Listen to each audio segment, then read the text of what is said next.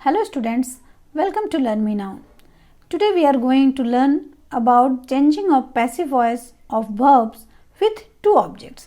जिस सेंटेंस में active voice में वर्ब के टू ऑब्जेक्ट्स होंगे तो हम उसका सेंटेंस पैसिव वॉइस में कैसे बनाएंगे। तो जब कोई भी ट्रांजिटिव वर्ब के दो ऑब्जेक्ट होंगे, हम जानते हैं कि केवल ट्रांजिटिव वर्ब के ही ऑब्जेक्ट होते हैं, तो सेंटेंस में एक्टिव वॉइस के सेंटेंस में किसी ट्रांजिटिव वर्ब के जब दो ऑब्जेक्ट्स हों, दोनों में एक डायरेक्ट ऑब्जेक्ट होगा और दूसरा इनडायरेक्ट ऑब्जेक्ट होगा। तो ऐसे केस में पैसिव वॉइस में कोई भी ऑब्जेक्ट को आप सब्जेक्ट के रूप में डाल सकते हैं, या तो आप डायरेक्ट ऑब्जेक्ट को सब्जेक्ट के रूप में डालें या इनडायरेक्ट ऑब्जेक्ट को सब्जेक्ट के रूप में डालें, दोनों ही सेंटेंस आपके करेक्ट होंगे। तो ऐसे केस में अगर आप डायरेक्ट ऑब्जेक्ट को सब्जेक्ट बना रहे हैं तो इनडायरेक्ट ऑब्जेक्ट जो होगा वो अनचेंज्ड रहेगा, वो जैसा है वैसा ही रहेगा, और जो ऑब्जेक्ट अनचेंज्ड होता है उसको हम लोग रिटेन्ड ऑब्जेक्ट कहते हैं, और वो हमेशा पैसिव वर्ब के बाद आता है।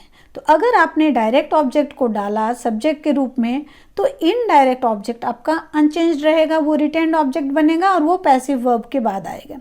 और अगर आपने इनडायरेक्ट ऑब्जेक्ट को सब्जेक्ट बनाया तो आपका जो डायरेक्ट ऑब्जेक्ट है वो रिटेन्ड ऑब्जेक्ट बन जाएगा और वो पैसिव वर्ब के बाद में यूज होगा।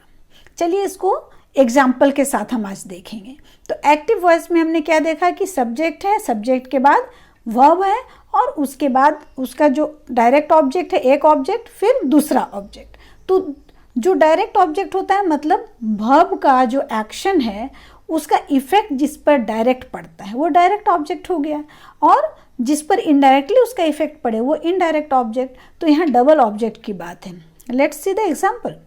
आई गेव हिम अ पेन, मैंने उसको एक पेन दिया। आई गेव हिम उसको, तो ये भी एक ऑब्जेक्ट हुआ।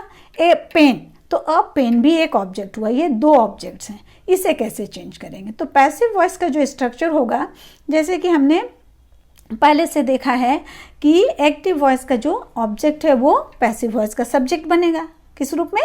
सब्जेक्टिव केस के रूप में, क्योंकि वो सब्जेक्ट के प्लेस में आएगा। और उसके बाद पैसिव वॉइस में हेल्पिंग वर्ब लगेगा। किसके अकॉर्डिंग? जो नया सब्जेक्ट बना उसके अकॉर्डिंग हेल्पिंग वर्ब हम डालेंगे, क्योंकि वही हेल्पिंग वर्ब टेंस को शो करेगा। देन वर्ब का थर्ड फॉर्म, ये वर्ब का थर्ड फॉर्म तो हर पैसिव वॉइस में लगना है, वो टेंस को नहीं बतलाता है। उसके बाद वर्ब 3 जो थर्ड फॉर्म आ गया पास्ट पार्टिसिपल फॉर्म, उसके जस्ट बाद हमारा जो रिटेन्ड ऑब्जेक्ट होगा, जिस ऑब्जेक्ट को हमने सब्जेक्ट नहीं बनाया, जो एज इट इज है अनचेंज है, उसे पुट करेंगे। देन बाय डालेंगे और एक्टिव वॉइस का जो सब्जेक्ट है उस सब्जेक्ट को हम ऑब्जेक्ट के प्लेस में ऑब्जेक्टिव केस में डालेंगे। चलिए हम एग्जाम्पल को चेंज करके देखते हैं। I gave him a pen, तो इसमें हिम और अ पेन दोनों ऑब्जेक्ट हैं, दोनों को हम अलग अलग लगा कर देखें। सबसे पहले अ पेन को चेंज करें। अ पेन को हमने यहाँ ऑब्जेक्ट को सब्जेक्ट बनाया, अ पेन। देन अ पेन चूँकि थर्ड पर्सन सिंगुलर है तो उसके बाद हमें उसका हेल्पिंग वर्ब सिंगुलर ही रखना है। तो हमारा जो सेंटेंस था एक्टिव वॉइस का वो सिंपल पास्ट टेंस में। तो सिंपल पास्ट टेंस में दो हेल्पिंग वर्ब लगते हैं। हमने याद रखना है टेंस को कि सिंपल पास्ट टेंस में वॉज एंड वेयर दो हेल्पिंग वर्ब लगते हैं पैसिव फॉर्म में। तो ये वॉज और वेयर में हमें चुनना है। तो क्या चुना? वॉज सिंगुलर है और वेयर प्लूरल है। अ पेन हमारा थर्ड पर्सन सिंगुलर है तो इसके साथ हम लगाएंगे वॉज। देन गिव, गेव जो है सेकेंड फॉर्म उसका थर्ड फॉर्म होगा given. Give, gave, given third form हमने पुट कर दिया। और ये हिम के पहले हम टू डालेंगे, टू हिम लगता है ये according to the rule of preposition. और उसके बाद देन बाय डालेंगे, क्योंकि हमारे पास सब्जेक्ट है कौन? आई। तो आई का ऑब्जेक्टिव केस होता है मी। तो इस तरह से ये सेंटेंस बना, a pen was given to him by me.